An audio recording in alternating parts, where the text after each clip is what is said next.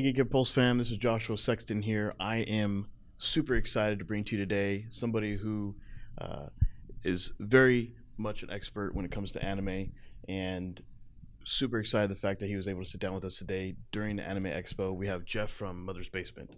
Yeah, it's nice to meet you, Joshua. I don't know if I'd say expert, luminary, genius. You're too kind. You're too kind.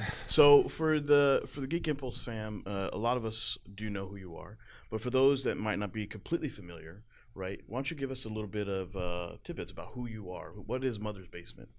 Well, Mother's Basement is a name that I picked for my channel based on the idea of I wanted to create like a place for classy discussions of unclassy geek-oriented material. Originally, my intent was to go in sort of a gaming direction, but I decided to do some anime stuff because I like anime, and that took off. And I'm happier talking about anime than I am talking about video games, to be honest. So basically, what I do is I try to explain the meaning that's not inherently apparent in anime. Story stuff that comes from subtext of cinematography and editing, that sort of thing. That's kind of how I got my start. And as that sort of grew up my channel, now I kind of focus on my opinions and recommending stuff to people and taking a more personal bent. It's hard to say what Mother's Basement is, because what Mother's Basement is always changing based on, how I feel like it should go. Gotcha. Awesome. So you're definitely an otaku, right? Absolutely, Definitely. yeah. So I'm wearing an All Might. Yeah, I noticed just that. Check Yeah. out this. This is a pretty kick-ass. Oh, look at that. My Hero Academia right Yeah, there. yeah. I'm a huge otaku. Yeah. Okay, definitely. So, like I said, you get into really the context and what's really going on in between the lines of anime. So, with that being said, definitely would like to know, like, what is your opinion on what is missing in anime in the industry? In the industry, the answer is pretty easy, which is paying animators more than like a couple cents a frame, because the pay rates in the anime industry are ridiculously low. It's not uncommon for like an animator working on in-betweens in the industry to be making like less than $20,000 a year, which is just not acceptable. And there is so much money going into the industry from marketing, from streaming platforms. The international market's getting bigger and bigger, and yet the animators are still being paid the same amount of money.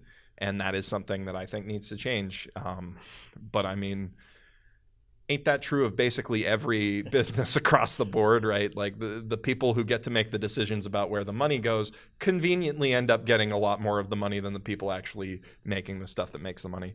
In terms of art, I like where anime is at in a lot of ways. I just want to see more creators starting to break out of their shells. And I think we're seeing that even this year. We're seeing more original and ambitious projects than we've seen previous years. Like Devilman Crybaby is an extremely ambitious TV show that's very different from the norm. Dragon Pilot, Hisane and Masatan is a very wild and unpredictable kind of show. A Place Further Than the Universe is really pushing boundaries and doing sort of a different type of slice of life adventure story. And Megalobox is a very big departure from current industry trends.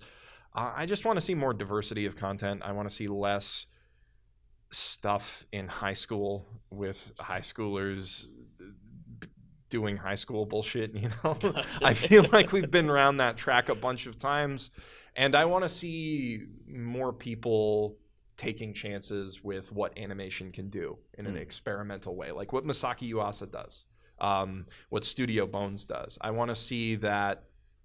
I want to see less attempts at realism, which is like big eyes, thin lips, really basic A1 Pictures art style. And I don't want to blame A1 Pictures for that, to be clear, because A1 Pictures, I think, is a really good studio in a lot of ways, but like that standardized moe-ish anime look, it's something I want to see less of. I want to see more people pushing art styles and stuff. Yeah, I completely understand what you're saying, and on that note, with when you mentioned Megalobox, I'm actually currently watching that. I'm on like episode 7 Mm-hmm. as of right now, and the art style reminds me a lot of Cowboy Bebop. Yeah. Right.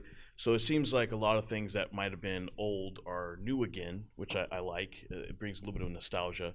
So I mean, what do you see the future of anime, the industry? Where is it heading? Right. You have a lot of people focusing on digital because it's really quick. Right. It's the art style, whereas you have a lot of the hand drawn, right, which is something I prefer. So where do you see the future of anime heading as far as art or in general?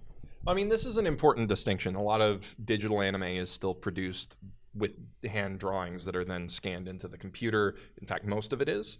But I do definitely agree with you that like the cell painted style that you really see in Megalobox and nowhere else is something that I miss and I want to see come back. But I don't know if it will, just based on how expensive it is to produce that compared to producing digital animation. And at the same time, I mean, like Masaki Yuasa, one of the greatest directors in the world, works entirely in Flash. So I honestly, I want to see the industry embracing digital more, and maybe doing things that are only possible with digital animation. To bring it back to what I was saying before, like really pushing the boundaries of what you can do visually. More stuff like Fooly Cooly, more stuff like Devilman Crybaby. Maybe less stuff like the Asterisk War, or they all blend together in my head now. I can't even like name a lot of those.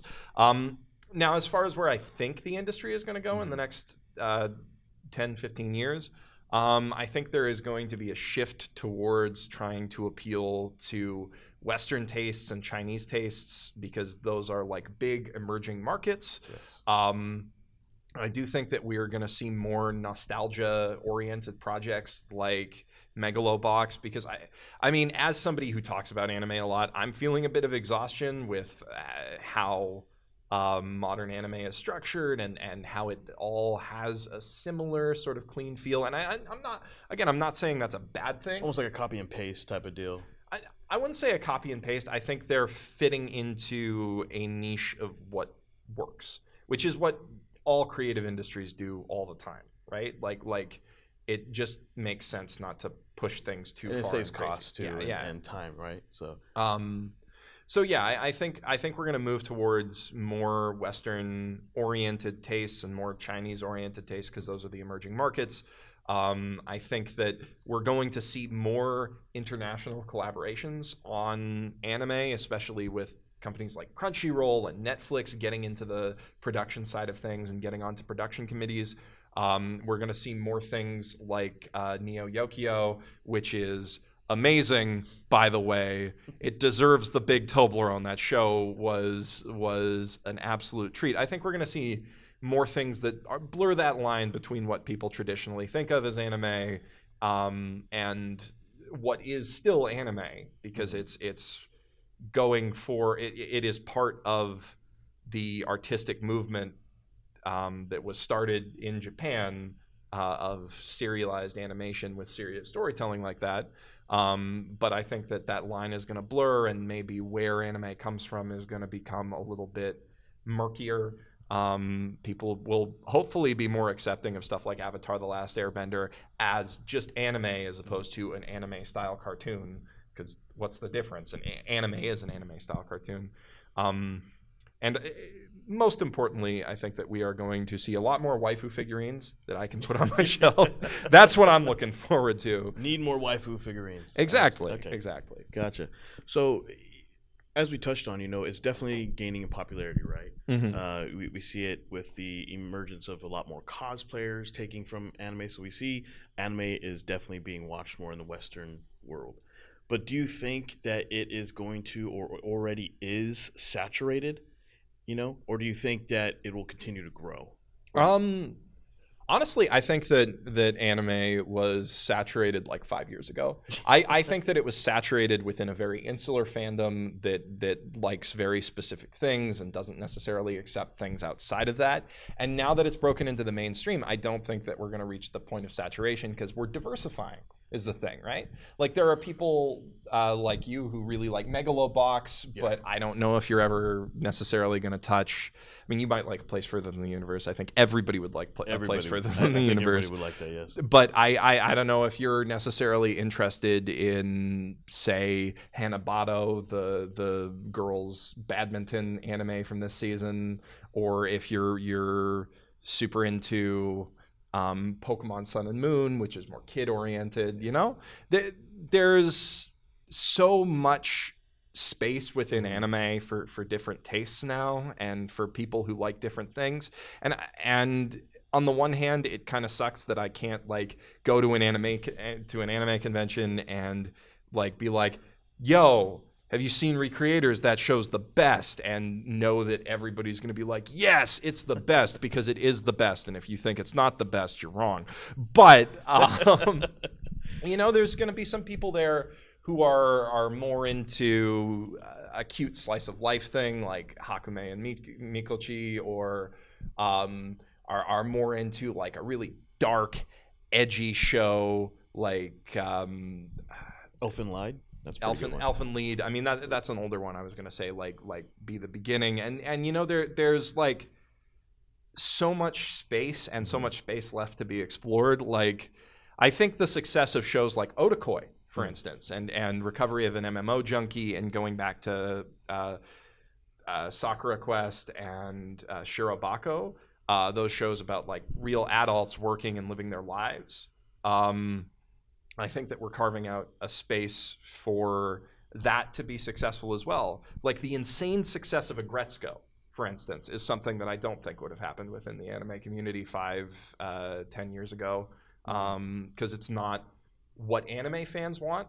But now what anime fans are and what anime fans want is so diverse and so broad that, yeah, I don't think we're going to reach saturation anytime soon. Gotcha. Okay, so just switch gears a little bit because we're getting towards the end of our time. Okay. A couple more questions for you. What do you are most looking forward to at Anime Expo this year? Man, I'm really excited for the My Hero Academia premiere, honestly. I think that my panel is going to be great. I'm premiering a new public... Selfish plug. Yeah, selfish plug. I'm premiering a new public service anime video there. But, I mean, there's a lot of premieres going on. There's a lot of really cool people here. I'm personally really excited for a chance to see the premiere of the new Mario Okada movie, Makia. I've already seen like a screener of it and done a review, but I'm excited to see how like an audience will react to that. And personally, I'm really excited to meet Mario Okada at this con, because she's one of my heroes. Anohana's one of my favorite anime, and that's something that I'm just looking forward to.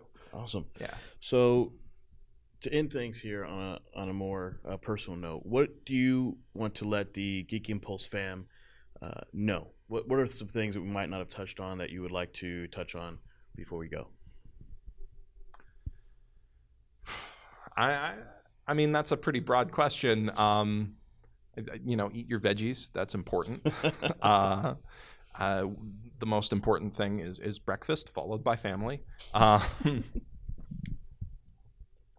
As far as anime goes, I think just a message that I want to put out there is just like, as I was saying in this interview, anime is getting more diverse and tastes are getting more diverse. And,